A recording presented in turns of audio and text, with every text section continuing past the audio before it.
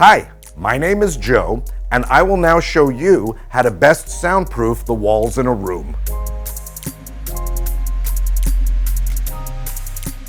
The walls of any space is the surface that gets most of the sound vibration, and that's why properly treating your walls is imperative to achieve proper soundproofing. Line each outlet and switch box with acoustical outlet putty pads. Always make sure to insulate the walls. Once done, you're ready to move on to add a layer of sound blocking material.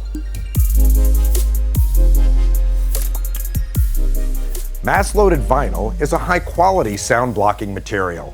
Apply mass-loaded vinyl directly to the studs by using nails or staples.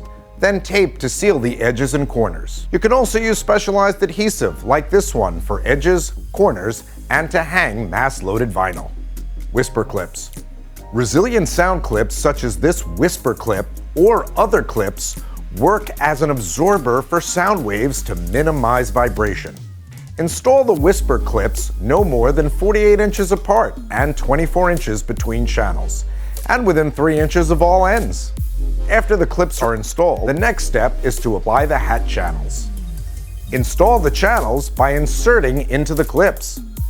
Overlap channels by 6 inches and screw together.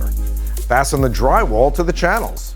For the best wall and ceiling soundproofing, add a second layer of drywall with a damping compound, like green glue, sandwiched in between. See our other videos for more details. Seal all perimeter edges with a high-quality acoustical caulk, then finish off the wall following standard practice. And for more information, please feel free to contact us at area code 845-388-1200.